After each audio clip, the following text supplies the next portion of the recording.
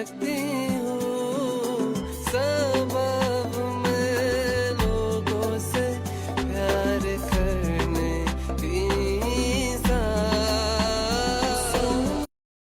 Good afternoon, everyone, and welcome to this first formal press conference hosted by His Excellency President Dr.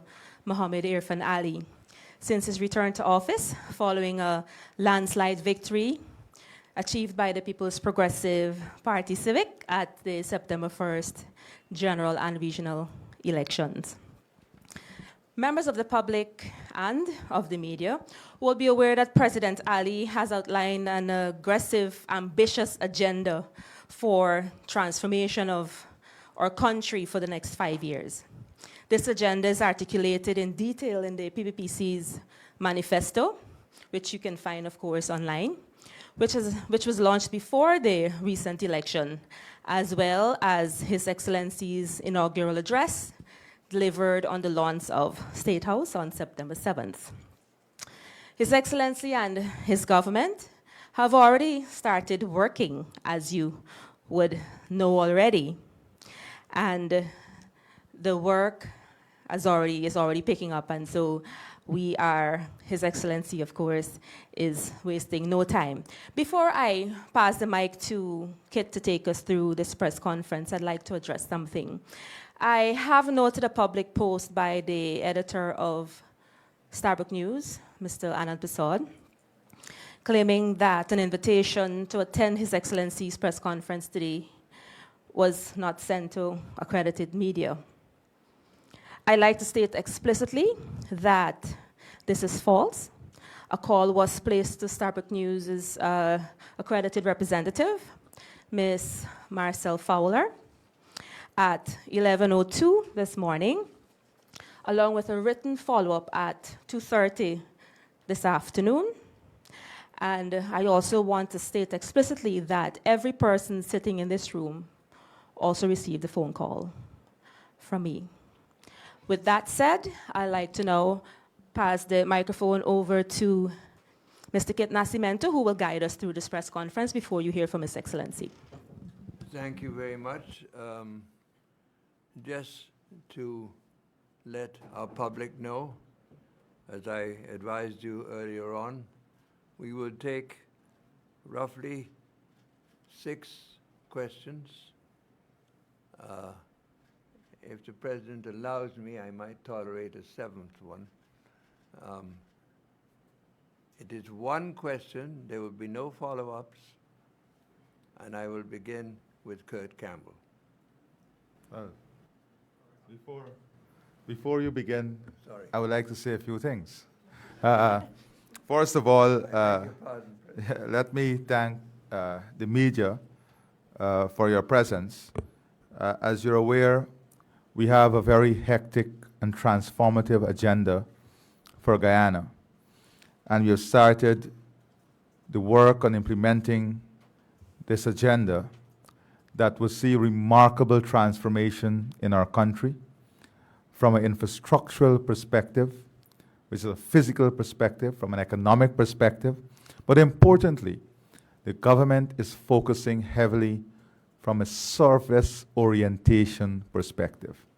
That is the efficiency, reliability of government services, the removal of bureaucracy, the ensuring that we reduce costs in doing business, all of which will improve the competitiveness of our country.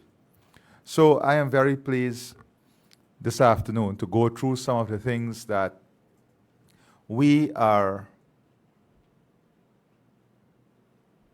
accelerating on in this phase of transformation. There are also some issues that are of a global nature that I think we must address also today. As you're aware, during the campaign in the last 5 years, we made it very clear that we have to do something about our city. The condition of our city, the mismanagement and inefficiency through which the city is managed can no longer be tolerated. And we believe that it is time for us as citizens and as a country to take charge of this situation. And I want to launch from the government work in advancing the rescue of Georgetown. Let me say that it is my opinion that in the coming year or years, we'll have an opportunity once again to choose a type of leadership in the city that will allow us to see this city transformed and managed in a way that will make all of us extremely proud. Notwithstanding that, we have launched, with the help of the King's Foundation, a city revival plan that we are now going to move forward in implementing. As you know, the government over the last 5 years has spent billions of dollars in infrastructure work in the city, including drainage, roads, parapets, cleaning up the city. And the city, Georgetown City, is a life heart of our country. It's the capital of our country. And we want to ensure that the city projects an image of sustainability, celebrating our heritage, showcase our inclusion, our economic transformation, and the cultural heritage of our country.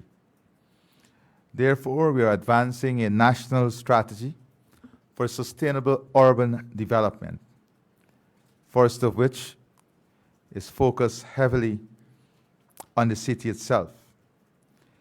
Implementation begins in Georgetown and its surrounding region, the country's largest urban area, where major investments since 2020 have included highways, drainage upgrades, and a high-span bridge over the Demerara River.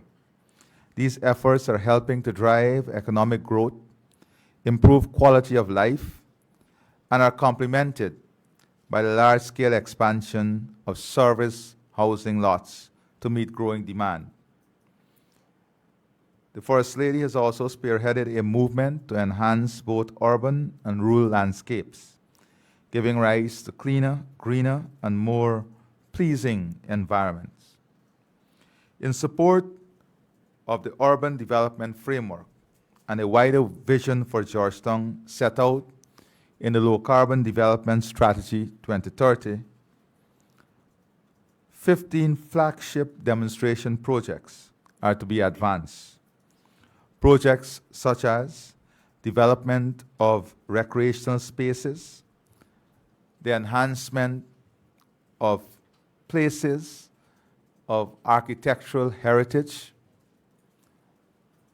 the inclusion of biodiversity and celebration of our biodiversity in the city itself, and a series of educational programs that would be aimed at behavioral change and public education on the way we treat the city, on our own behavior within the city itself. The Urban Framework Plan identifies 5 essential qualities that defines the city identity, qualities that must inform future development: the Garden City, landscape, and biodiversity. Indeed, this is the identity of the city in this region and across the world. We therefore are going to work aggressively on ensuring that this identity is recreated, is expanded, and that our city tells a story of this identity. The story of Georgetown history, heritage, and built environment. The city's architecture reflects the history, the heritage, and the built environment.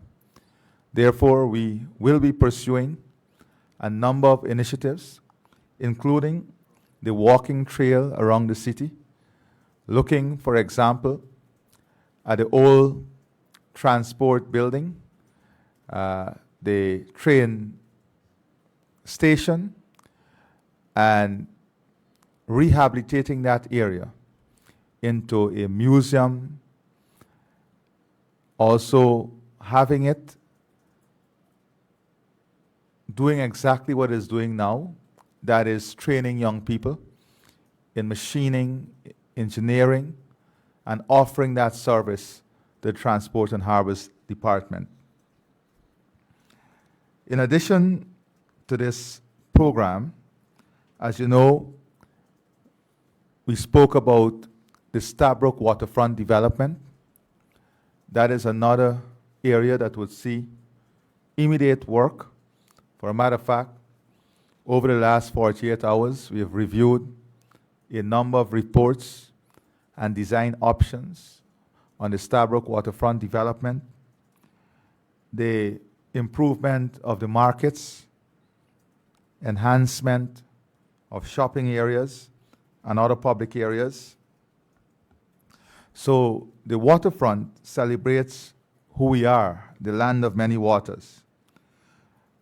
This plan involved embracing the waterways, Georgetown historic drainage canals, our core infrastructure, supporting both flood management and the city's unique landscape. Therefore, we will be working on the enhancement of all of these drainage canals in a touristic manner, so that it forms part of the story that we want to be told about Guyana and the city itself. The country founded on villages, community, and self-governance, rooted in a history of indigenous and post-slavery village system. Georgetown's civic life is shaped by strong traditions of local planning and communal values. That is celebrating our culture, celebrating our art in the city itself. So you would see, for example, in the Lamaha enhancement, which is the railway courtyard, in a few months, as you walk through the entirety of this courtyard and the enhancement there on the old railway embankment, you'll be walking through the history of Guyana, told in pictures and images. So our school children, visitors, and everyone would have an opportunity to walk through the history of our country in images and pictures.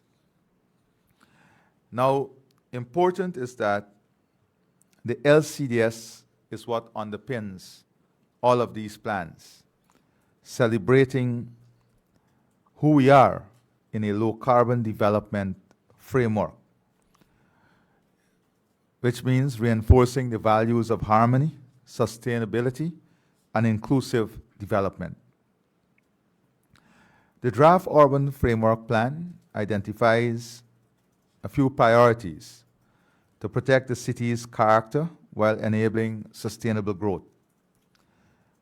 Deliver housing, infrastructure, and communities for growth, reduce traffic congestion, and promote sustainable transport, protect and enhance heritage, identity, and character, improve sanitation, cleanliness, and waste management, build resilience to flooding, heat, and climate events, restore urban landscape and green space, and enhance experience and support sustainable tourism. To achieve this, there are 5 thematic clusters or areas that we'll be working on. The strategic urban expansion. As you know, the city is self-expanding itself. The green infrastructure and connectivity framework, which includes creating greenways, tree corridors, climate-resilient transport links, and public realm upgrades. Historic civic core revitalization, which is restoring and reimagining central landmarks such as Stabrook Market, Water Street, and its transport and harbors development site. Agro-integrated growth zones, blending agriculture and urban development to support food security, innovation, and low-carbon enterprise. And the natural and cultural heritage anchors, ensuring that nature, culture, and identity remain central to Georgetown's future. So these are some of the plans that we will be activating in an aggressive manner as we work on rescuing Georgetown and positioning Georgetown as one of the finest capital cities in the world. Outside of Georgetown, of course, we have plans coming on stream for the Outer Georgetown Demonstration Zone, which is a new low-carbon market town located southeast of historical capital, piloting a replicable model for sustainable urban growth near the city core. The Silica City Master Plan implementation, the Georgetown Transportation Strategy. So I am pleased to say that we are now progressing with a clearly defined plan for the city, the private sector, and every stakeholder, of course, the main city council, and every stakeholder would be part of advancing these plans. Our education system, the Ministry of Local Government, Ministry of Tourism, Industry and Commerce, all would play a critical role in advancing this transformation of our city. And I believe it is necessary at this very first press conference to clearly define the work that we are going to embrace on rescuing and rebuilding our city. Now, the second issue I want to address is that of agribusiness development. As you're all aware, we have said very clearly that agribusiness opportunity, food security, and agriculture is not only going to be a priority of the government, but it will be an area for investment opportunities. And we have to create, through the infrastructure we invest in and through the type of partnership we build, this ecosystem to support the business and economic opportunities out of the agribusiness development hub. As you know, we are positioning ourselves as a regional food production and logistics hub for the Caribbean, linking South American supply to Caribbean demand, partnering with northern Brazil in Roraima and the Dominican Republic are central to achieving these objectives.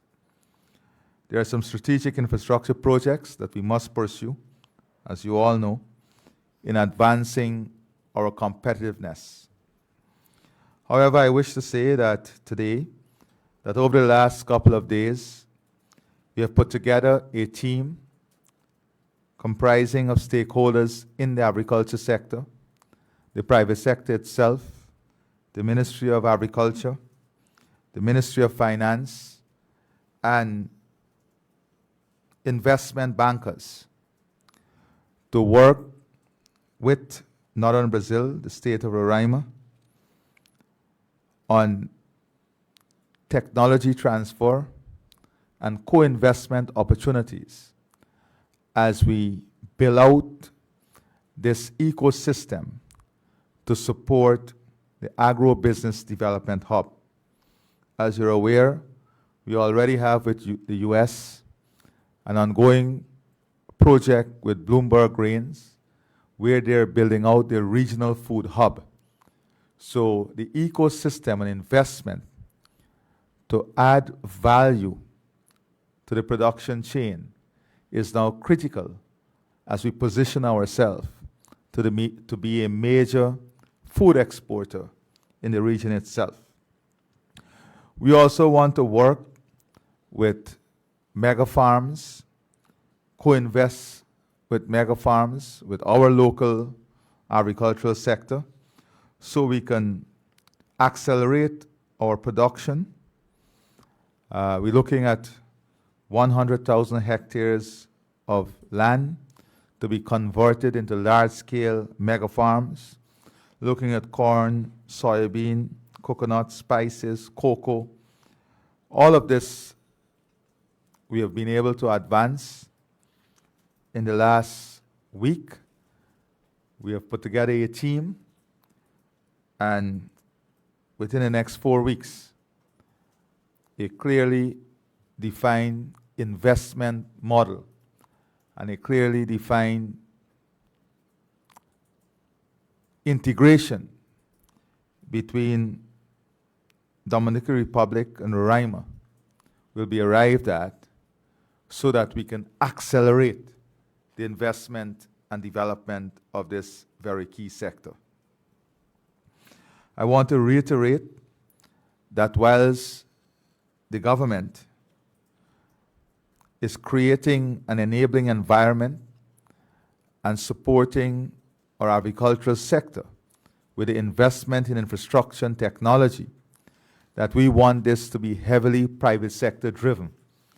And we want to see the co-investment opportunity between major players in the regional and global market and our private sector itself. One of the opportunities that is being accelerated is the emerging opportunity in large-scale cocoa production in the Pomeroon, where we want to convert not only the Pomeroon, but the Pomeroon and Region 1. Also the resuscitation of the coffee industry. So that's the second issue that I wanted to advance. The third is the improvement in our healthcare system from a service delivery perspective. As you know, we have to move our healthcare system to a more service-oriented care system. We have invested heavily in infrastructure, in the modernization of the healthcare system, in the building out of our human capital. So the focus now must be on service delivery, on reliability, on ensuring that our citizens receive the type of care that we've invested in for them to receive in building out this world-class health service. To begin with, the material management unit and our regional bonds, they are now being upgraded and updated. For a matter of fact, we have secured the service of Ernst & Young, who are looking at the policy and procedure development, which is the establishment of a supply chain policy and practice based on leading standards. This work is ongoing, and we hope that the first phase, which is to have the MMU system itself going live, would be within the first quarter of 2026. And within the second and third quarter of 2026, it will be fully integrated into a regional distribution system.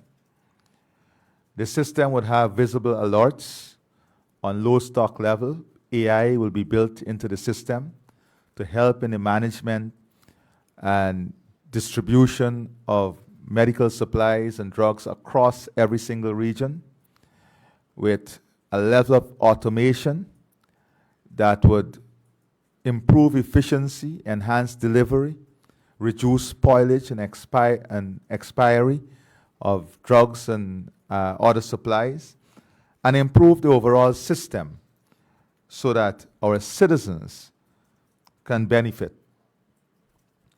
It will also bring us in compliance with the best global standards. Now, we have already commenced the construction of regional bonds in Region 1, 2, 6, 9, and 10.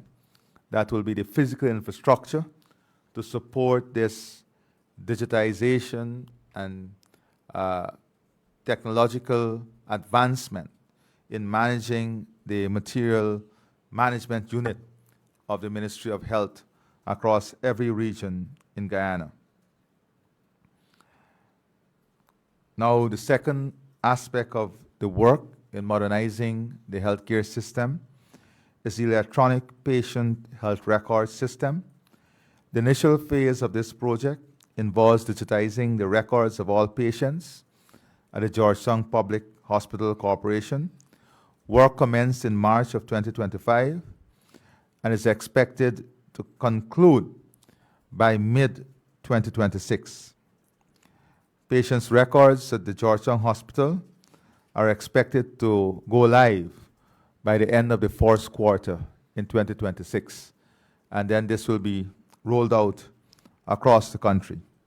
In addition, the Ministry of Health would have launched a pilot online appointment system at the Festival City Polyclinic. This is a system under testing. As you know, we don't want the lines that you see in the hospitals and clinics. So we want to move the system into an app-based system where you have appointments so you don't have to waste your time or sit at these clinics for hours. So this pilot is being tested at Festival City Polyclinic, and we are anticipating that it will be fully implemented at the Georgetown Public Hospital Corporation within the first quarter of 2026, and then in all other regional hospitals and clinics across the country. The phase 2 of the program would see the 6 new regional hospitals connected to the system, as I said, by the second or third quarter of 2026. Outside of this, the One Health project, which is a $15 million project, is being implemented, and the aim of this is to enhance our diseases surveillance, enhance our laboratory system to a level 3 system, and to enhance our human resource capacity through recruitment and training in pandemic preparedness. This is a major challenge globally, and every country now is ensuring they have the system of surveillance, the lab to support surveillance, and the human capital in preparing national health systems to respond to identify and respond effectively to pandemic, to be prepared. And we are not waiting. We are already investing in this system. As you know, the expansion in our healthcare system continues. Over the last 3 years, 25 new health centers and health posts have been added. This year, we have 10 new facilities under construction.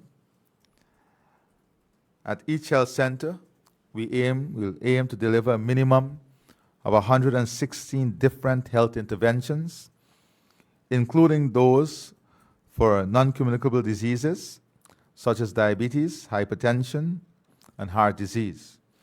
We want to ensure that we invest heavily in primary health care, preventative medicine, through public education, early screening, early access to lab facilities and testing, so that we can have not only an effective primary healthcare system that protect persons or reduces the risk that we have in terms of the type of diseases that we have now, but also ensuring that the next generation of Guyanese who are coming up, that from a very early age, we have enough data, enough screening to support a long and healthy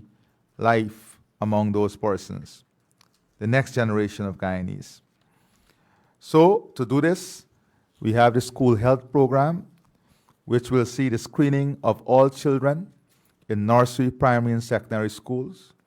We have the women's health program, which will expand the breast cancer screening program, and is now offered at Georgetown Hospital. It's offered in Linden, New Amsterdam, Saudi, and Lethem. In all of these areas now we have the capacity and capability. And we have the expanded program for cervical cancer, including HPV vaccination, using Gardasil 9, HPV testing, and treatment. So I want to make this very clear. We are also investing in the treatment. We have advanced talks during the last week on pushing forward the oncology center and to find the right formula and to see the private sector interest also in supporting this initiative. As you know, we have spoke heavily about dialysis. Currently, the government of Guyana assists hundreds of patients every year who require dialysis with a $600,000 grant. During our consultation in the manifesto, and with a body that has been formed to support dialysis patients, it was brought to our attention that there is need for more public dialysis stations, because the private ones, as we increase the grant, are also increasing the costs per session. So we have added dialysis stations in every one of the new 6 hospitals. But in addition to that, I'm pleased to announce that before the end of this year, we'll have 15 new dialysis units operational in regions 2, 3, 4, 5, 6, and 10. So before the end of this year, they will have 15 additional stations in our public care system. So I think that is also a tremendous improvement that we are advancing in the early days of our government. Now, another issue that I want to address is that of the Guyana Power and Light. As you know, we need to make enormous investments in the smart grid transformation. And these investments, of course, require technical expertise and support. Now, GPL has outlined a number of major projects that we must invest in building out a full-scale smart grid, which includes the transmission and distribution expansion, the construction of approximately 155 kilometers of double-circuit transmission lines, 343 kilometers of primary distribution lines across Region 3, 4, 5, and 6. This, if you have to invest in, is a budgeted cost of more than $400 million US. The building out of substations and upgrading of existing substations in Georgetown, Garden of Eden, Kingston, Unverwacht, Edinburgh, Good Hope, Columbia, with smart distribution equipment to support grid automation and reliability at a approximate cost of more than $300 million. Of course, we have the river crossing underground cable, as you know, from time to time because of the draft of the river and how busy the Demra River has become. We have issues in terms of the underground cable between Freedom Hoop and Kingston substation. So we will have to, GPL will have to invest in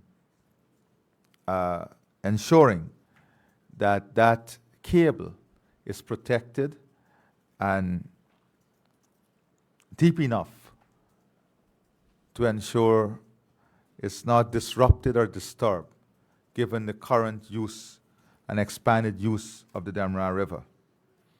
The gas to energy project, we had a full assessment of this project in the first week. From the news, you would have seen the Prime Minister visiting. The advanced metering infrastructure, the National Control Center, the interconnection with Linden, and that is the expansion of the network to interconnect with Linden, with the Demerara-Berbice interconnected system, and also the construction of distribution substations at Bamia, Mackenzie, and Wismar in Linden. Of course, you know the development on the Linden-Soesdijk Highway requires also investment, and we are now investing. GPL is now finalizing the plan for the investment in the transmission and distribution network across the Linden-Soesdijk Highway. The smart equipment rollout, the installation of the smart meters for all customers, smart switches, automated reclosers, fault indicators.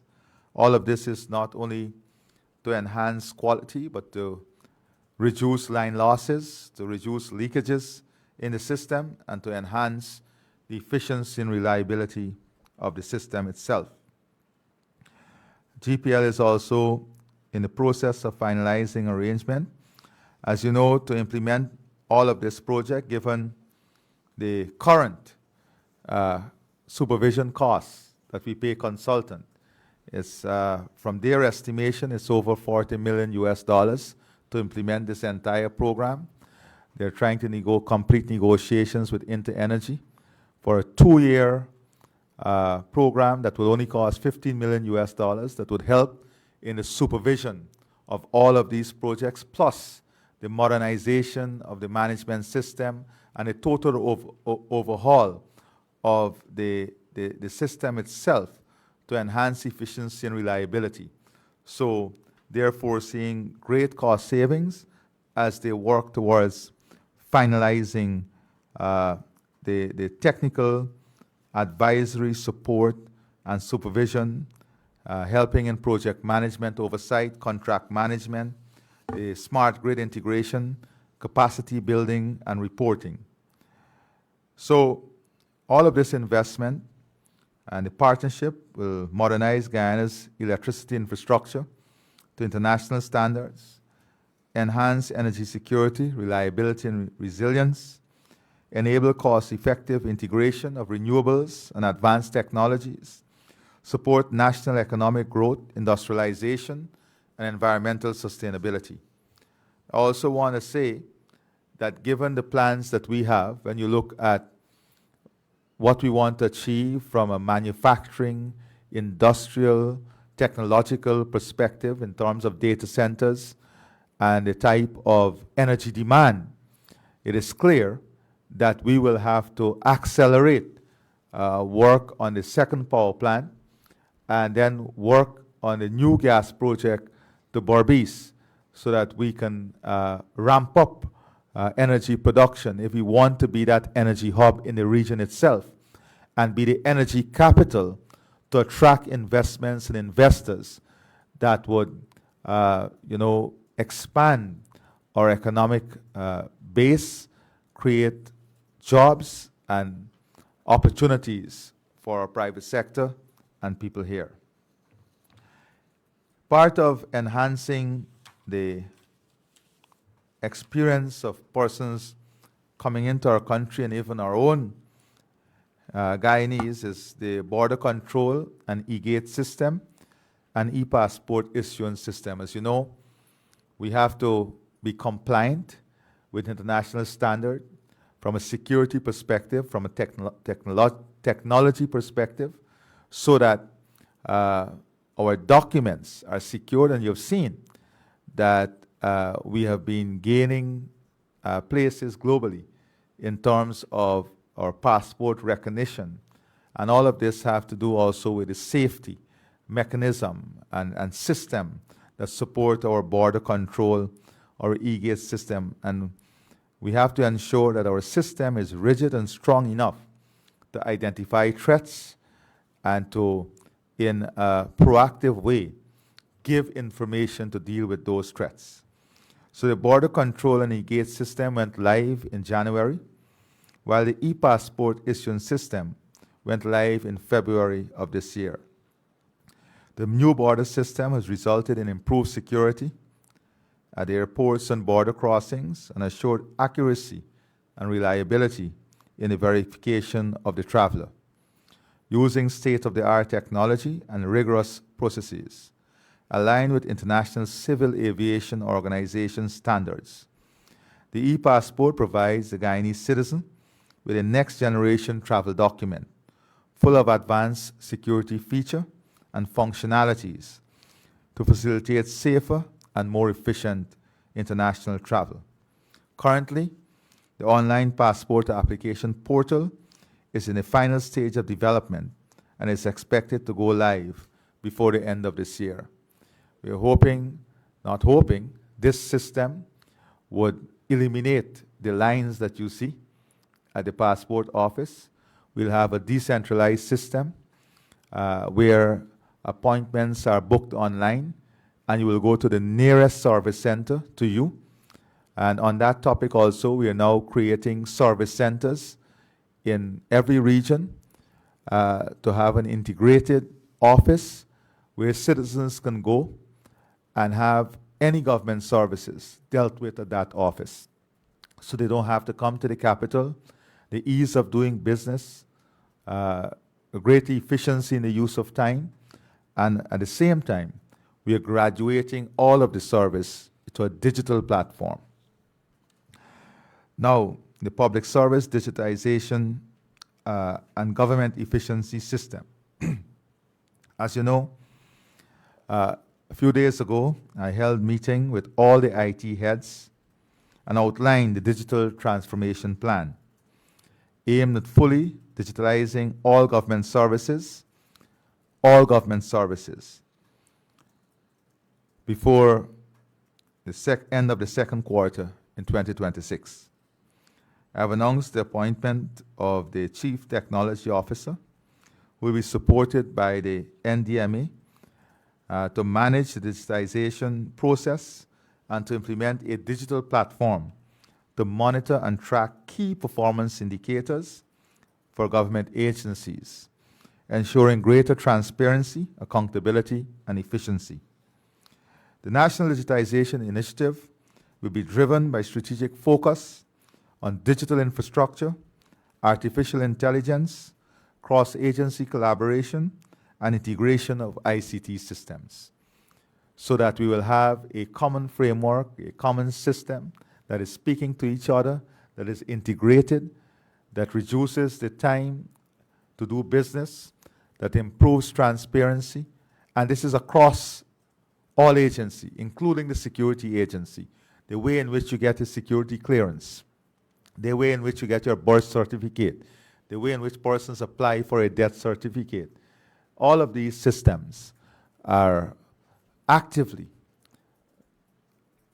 being migrated on a digital platform.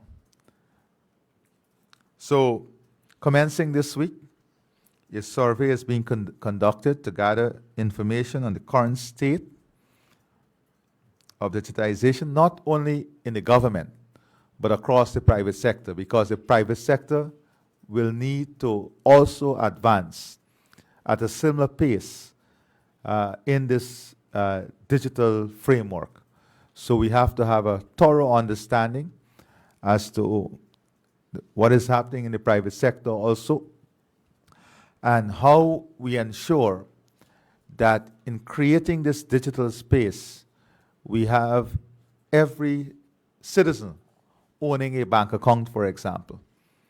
And we are moving on a number of options in dealing with this matter, so that if every citizen have their bank account, then the education around using your digital cards, your plastic cards, rather than checks and moving money, which makes it more transparent, easier to track and everything, becomes the gateway of creating fintech opportunities in our country. Now, I have been talking a lot so far about government efficiency. Maybe I'll just let me speak about a few more before I address an issue concerning our farmers. As you know, we introduced free university education. As a result of this announcement, which removed financial burden and barriers, making higher education more accessible to all Guyanese. And as we anticipated, applications have doubled at the University of Guyana, particularly in high demand areas such as medicine and engineering.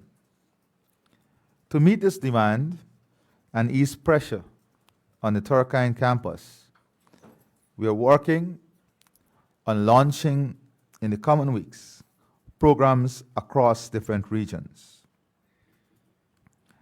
While medicine and engineering are the immediate focus, an assessment is being carried out on all other programs at the university.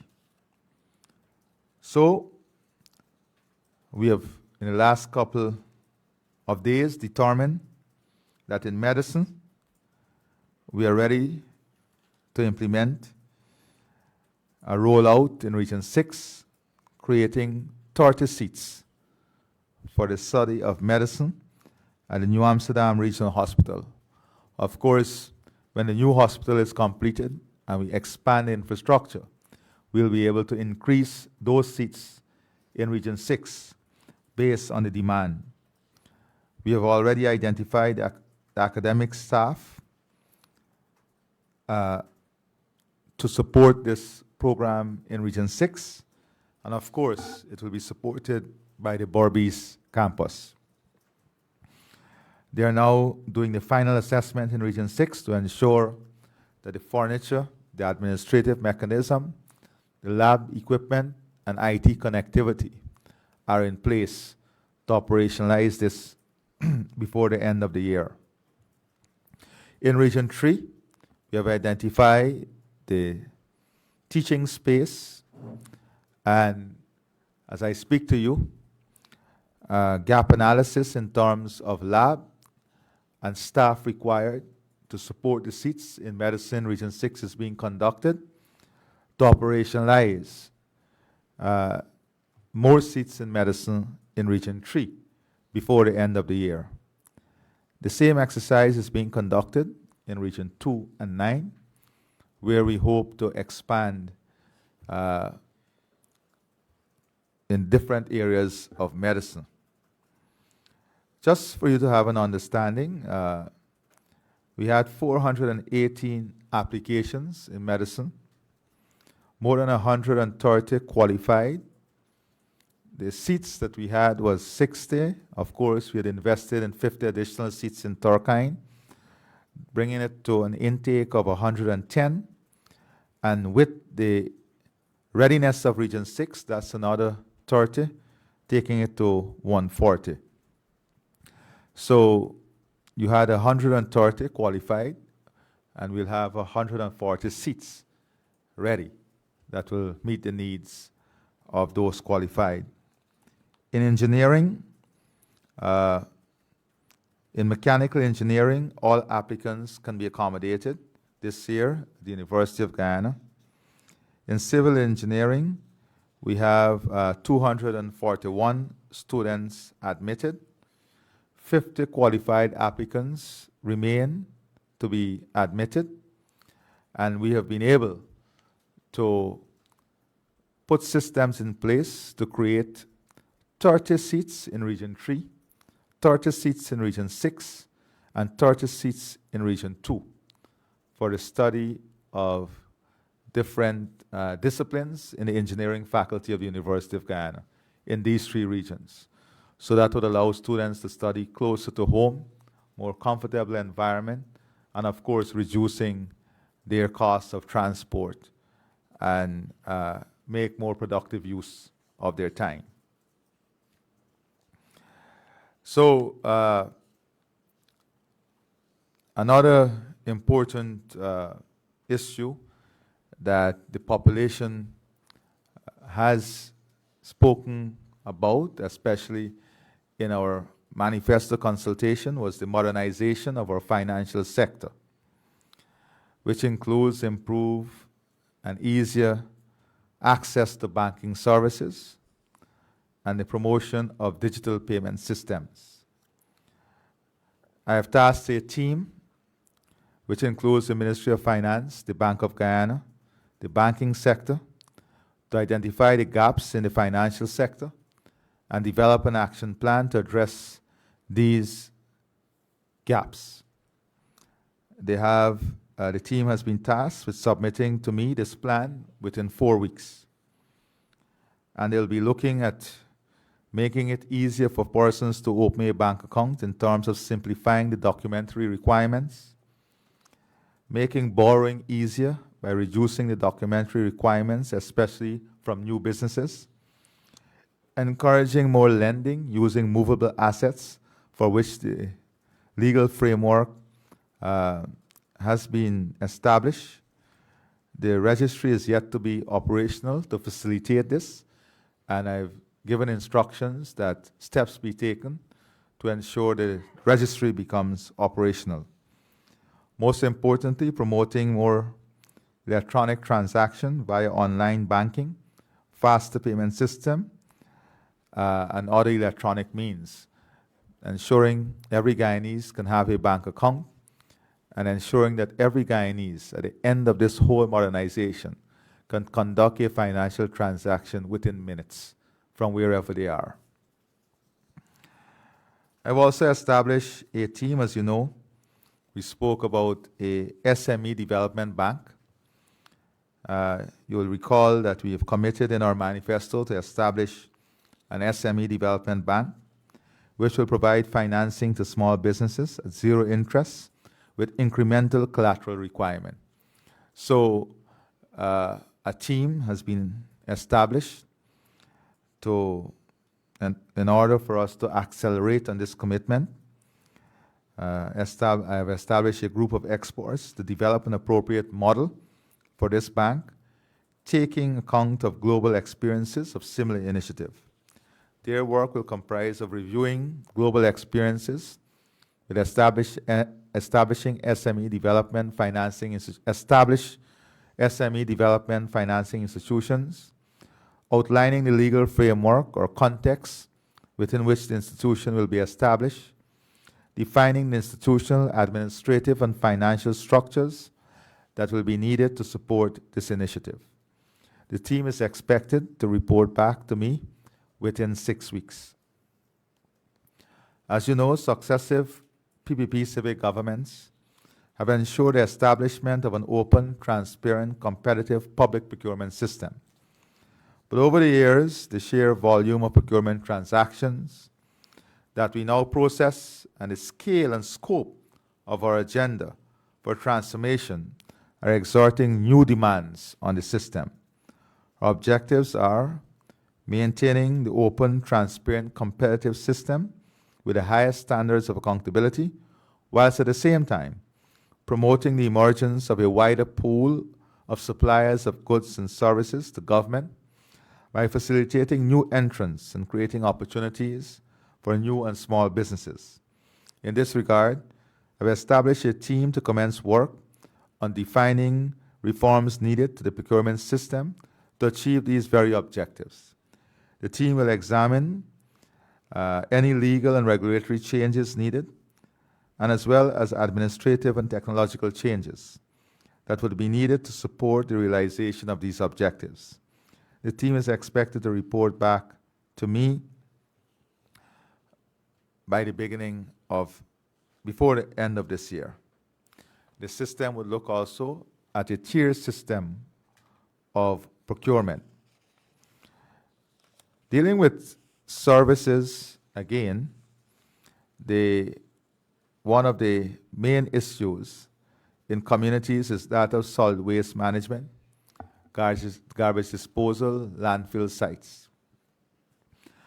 I have tasked the ministries with a stakeholder to immediately come up with an action plan. As you know, we have 14 landfill sites across the country. They have all outgrown their capacity. They have all outgrown their capacity. Therefore, we need the development of new sites, the identification of land, getting the environmental permits and clearance, and then building out these sites in a modern way. Looking at value creation, that is how we can create value out of waste. We have a number of proposals that the team will be examining. Looking at new facilities, where these new facilities are needed, with emphasis, of course, on Region 2, 3, 7, 10, and 4, 6 also. And within the next 3 to 4 weeks, we'll have a comprehensive report and a strategy on how we tackle this issue of sanitation, garbage disposal. Important to this also, and specific emphasis must be on public education, looking at public spaces, markets, and building a communication strategy that will change mindset, that will change behavior, and would allow us to act with responsibility when it comes to protecting our environment. All of this is key as we build out a world-class tourism sector. This brings me to the issue of the digital identity card. As you know, we will have a citizen card and a resident card, so that everyone who is in Guyana has to have one of these electronic ID card that is key for security management, management of work permits, management of service delivery, financial tracking, and for security purposes also. This card will also be interlinked with our healthcare system so that basic health records can be easily accessible. The program will complete the following objectives: provide every citizen with a secure, tamper-proof digital identity card, enable trusted digital verification for government and private sector services, replace paper-based identity process with digital solution, Guyana unique identification number, a single lifelong identity number for every citizen, EID card, smart card with biometric, and PKI-enabled security features. That's a public key infrastructure, which is the PKI, ensures secure authentication and digital signatures. As you know, this is where the world is going. If we are to be competitive and if we are to be relevant, this is where we have to go. I'm very pleased to say that the process is ready to deliver these cards to citizens. For a matter of fact, the first card has been successfully delivered to the president. So we are now moving towards, in the next 2 weeks, to have all systems ready and to have a national scale implementation, the establishment of regional offices, so that we can accelerate the distribution of this card, which is a residency card, a citizen card. Of course, we must again emphasize the need of public awareness, public education in this initiative, because we want to ensure that the population is aware and there's a strategy where people would ensure that they get to these cards. Now, as you know, we have another exciting rice crop ahead of us, but the international market and international prices is not as exciting as the production itself. So I wanted to give some amount of information on what is happening in relation to the global market. Now,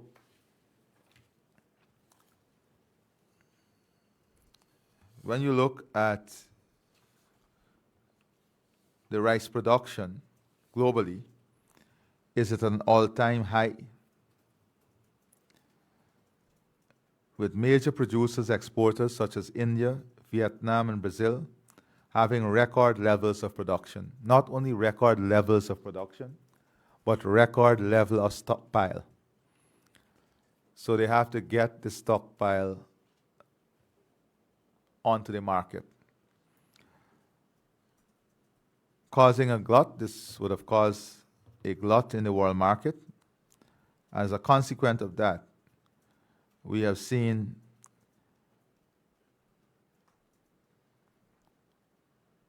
low prices. We have seen falling prices. A weighted average of global white rice export quotas ended the month of August at $415 per ton, and this is down $14 per ton from a month ago and $228 per ton from a year ago. So that is a global environment. Notwithstanding this, the government of Guyana, as you know, has supported the rice sector enormously.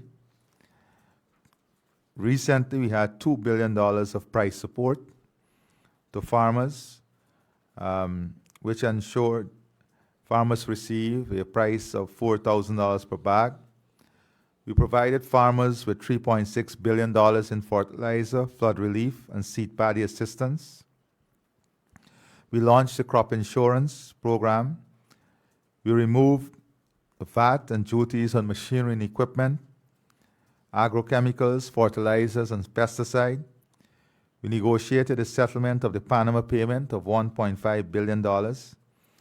And importantly, we, in 2025, remove the GRDB commission to zero rated sales commission with effect from March 4th. Now, that tells you that when you look at it, we have, whilst we are looking at ways in which we'll confront this challenge, we have exhausted many of the tools available to assist farmers and millers. Nonetheless, today, the Minister of Finance and Agriculture had a meeting with millers. They're expected to meet again later this week, and then to have meeting with farmers across the different regions for us to come up together with ideas to ease the impact and the burden of this, of the falling global prices, the glut on the market, and the record level of stockpile, so that our farmers, the burden can be minimized on our farmers. To add to this, of course, the good news, if you want to put it that way, is that the second crop is projected at, we've cultivated 209,000 plus acres with an average yield of 40 bags per acre, and the estimated rice production is in excess of 8.3 million bags. As I said to you, these record production level also brings the challenge of having not only markets, but decent markets for our farmers, both in the EU, Latin America, and CARICOM region. So during the course of this week, we'll continue the engagement with millers and rice farmers as we try to find additional measures through which we can support our farmers. You'll recall also that we were able to successfully negotiate crop insurance for our rice farmers. Today, 69.4% of our farmers are successfully registered. In addition to that, 10 weather stations are expected to arrive in Guyana by mid-October, This would help our farmers to better predict weather patterns and to have data and information that will help them in terms of their crop production. So this is a development that we are tracking. We know that our farmers are anxious, but I want to assure them that the Ministry of Agriculture, the Ministry of Finance, and the Minister of Public Service, Government Efficiency and Implementation will be coordinating meetings as we work together to find solutions on these matters that in which we are affected by externalities. But that is the world we live in, and those are some of the challenges that we have to overcome as countries. So I just wanted to take this time this afternoon to update you on these initiatives. Of course, when I leave you, we continue to work on other initiatives, but I wanted to update you on these initiatives as we accelerate our work on transforming our country and building a service-oriented system for every Guyanese. Thank you very much. Thank you, Mr. President. What the President has done is he's outlined an extensive action agenda with maximum citizen involvement, public education and awareness. And he has set out the global challenges the country faces. So I hope that you will direct your questions to that agenda as much as possible. We will take between 6, at most 7 questions, and we will begin with Kurt Campbell of Newsroom. Thank you very much. Mr. President, I want to take you back to the first topic you addressed, the rescue of Georgetown. You spoke about the city revival plan. Just to ask if there is a overall cost for that endeavor. What is the timeline or phases of implementation? I know you spoke about the LCDS and how it underpins that plan, but also if you could also give some clarity on the King's Foundation exact role in all of this. And you spoke about future leadership, but also how do you work with the current leadership as you implement this plan? Listen, we have to work with every Guyanese, as inefficient as they are, because our focus is not on individuals. Our focus is on the people. And the people of Georgetown are important to us. The users of the city is important for us, and the image of our capital city is important for us. That is why over the last 5 years, we've invested heavily on the infrastructure. You know this. You've spent billions of dollars on keeping the city clean, investing in roads, investing in drainage, putting in those pumping stations to ensure that as far as possible, we keep our city dry during heavy rainfall. We have seen the success of this program, our drainage program, in the last series of heavy rainfall. So it's not new. This is a continuation of investment. You've seen us building new highways to ease the traffic congestion, putting in roundabouts, enhancing the look of our city. We have launched the program to rehabilitate the botanical gardens and to upgrade our zoo. We have seen work on a re-engineering of the street walks and sidewalks. And all of this is important also in boosting and supporting private sector investment because of, the private sector is investing heavily in the city also, new hotels, restaurants, new buildings, office complex. And then you have the natural expansion of the city. You see what is going on at Ogle. We have new hotels coming there, the interconnectivity of the highway, the Aubrey Barker Road going now and connecting to the new highways. So we have been spending massively all the time in this transformation. But it's now going to that next phase of enhancement, beautification, structural improvement, heritage, culture. And the King's Foundation is helping us in an advisory role. They have done this. They have built the Estate of Harmony. and we are having tremendous support from them, which we are very grateful for. This is their forte. They have great experience in this. Uh, so we have opened up ourselves for advice and to accelerate this program of development. So that is important for us. The budget is an ongoing process. You know, it comes from the national budget. So at budget time, you will see what we're investing in the city. It will be budgeted for and part of the investment program. But it's going to cost a lot of money. We also want to see how we can maximize private sector participation. So, for example, we have just had a meeting in which we said we'll go out for a public expression of interest in relation to the waterfront development in Stabroek and in Freedom Hoop to see how what private sector appetite is there and what is it for in the redevelopment of these key areas. Thank you. Ignite News, I think, Utama Bell. Yes. Was already extensively answered by Mr. President. It was what are some of the major immediate developmental plans that government is presently seeking to undertake. So I'll pass the mic on to anyone else who wishes Where to though, ask. in the city? The Or entire, nationally? nationally. Oh, we'll take all day.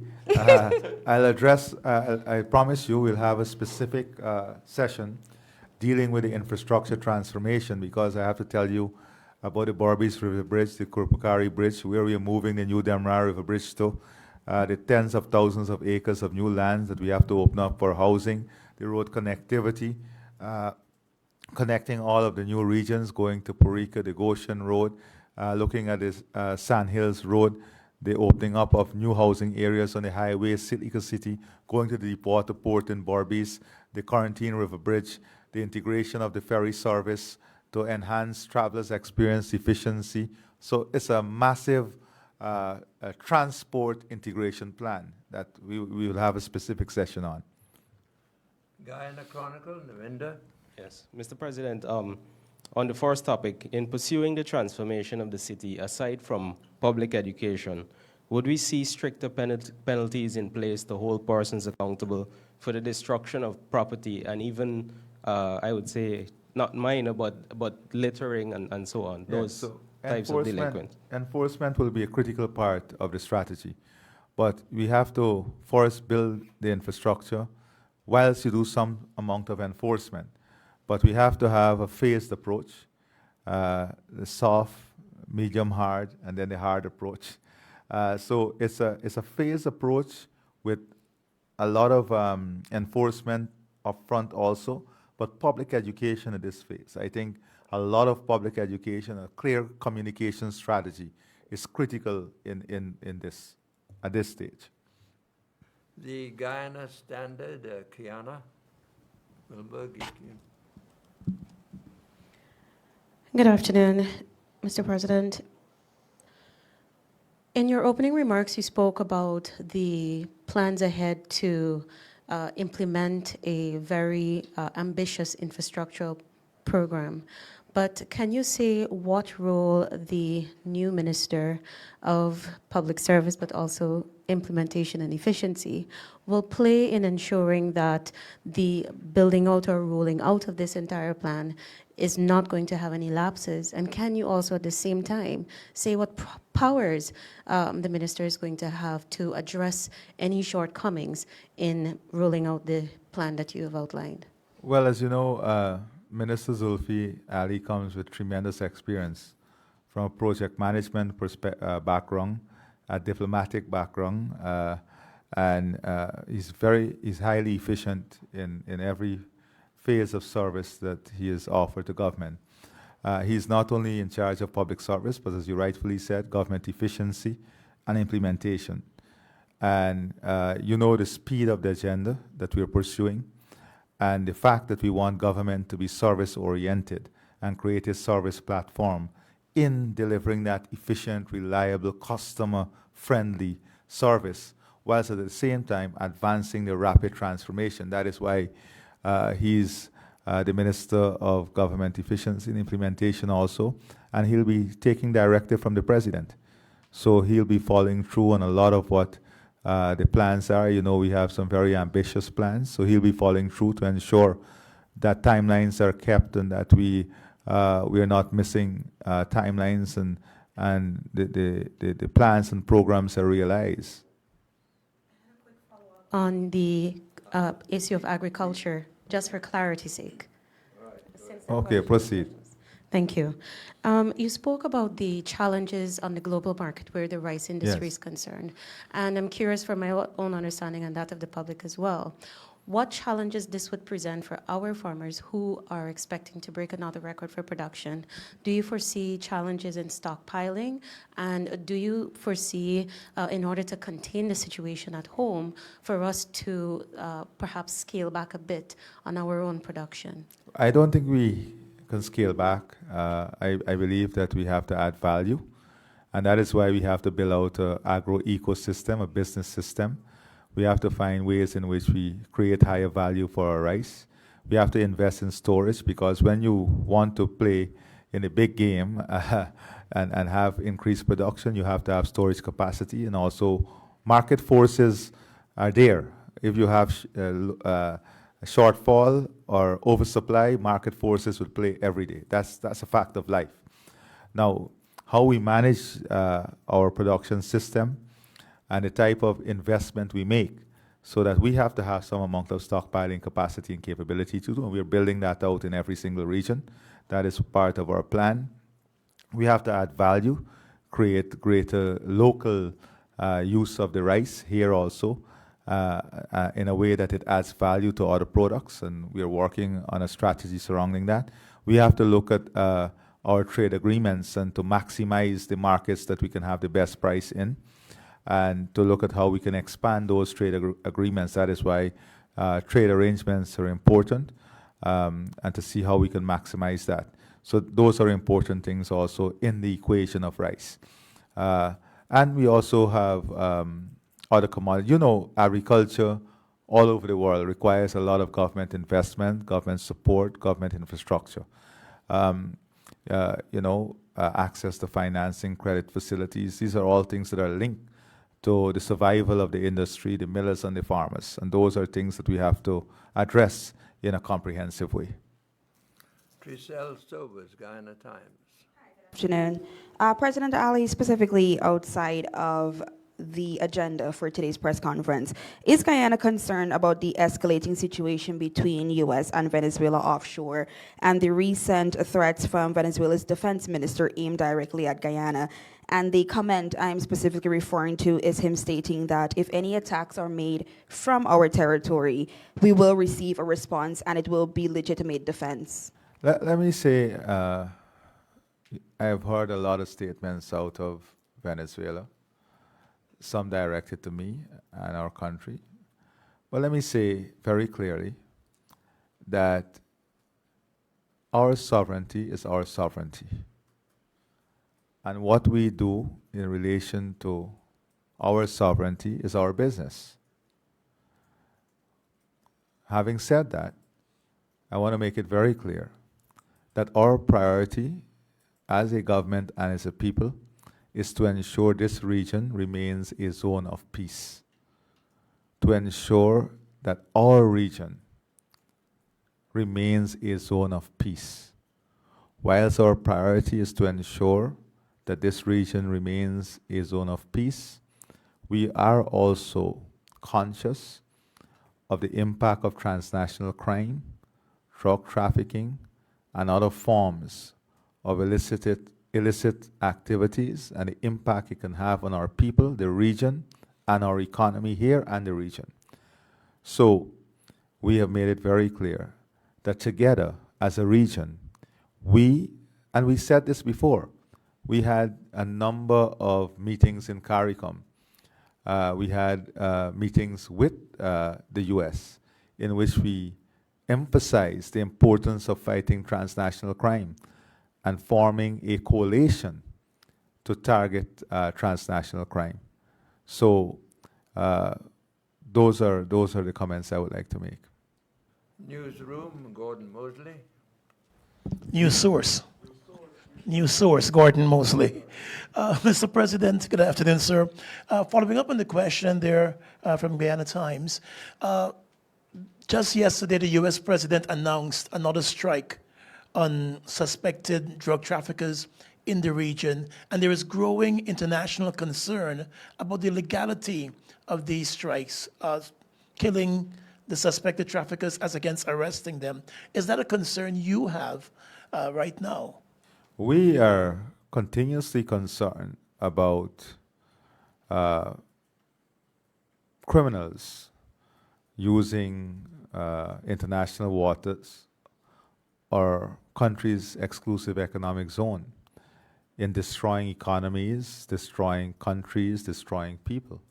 For a matter of fact, we have raised an alert about the overflights over Guyana of suspected narco traffickers and drug planes, and their overflight over Guyana. And we have been talking to our partners and to help support us in terms of our air surveillance and tracking system, because we don't want our territory to be used. We don't want our land or sea to be used by any criminal network.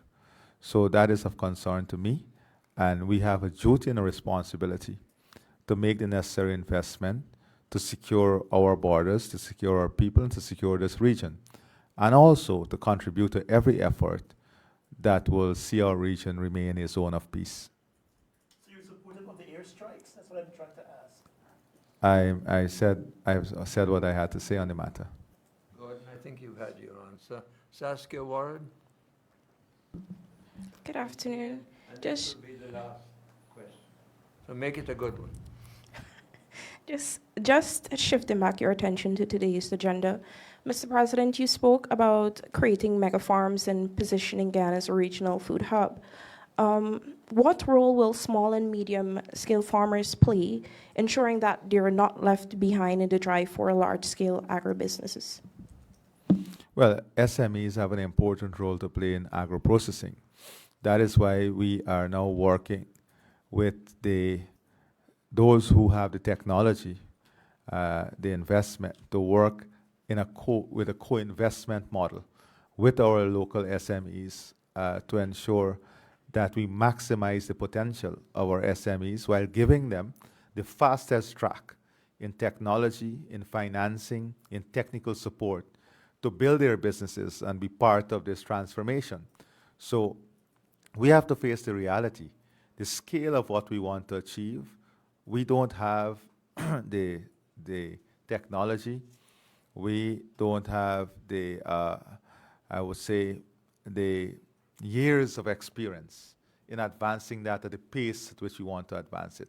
So we can either sit back and wait forever, or we can go and get those who have the technology, those who have done it and done it successfully, to come on board with us together so that we reduce the lag time and advance the opportunity in a more rapid way. And I think that is the best approach, and that is why the private sector is involved in this. You heard me say, we'll have the private sector, the agricultural sector, the farmers, everybody involved in this. Together we'll be making this decision because we want this to work and work in the interest of Guyanese. So the opportunities must be for Guyanese, but we have to understand that we're in a global environment. There are those who have done this and done it successfully already, and we can really reduce the time that we can graduate where they are by bringing them on board with us, and that is what we want to accomplish. Thank you. Mr. President, thank you very much indeed. Thank you very much. Lord?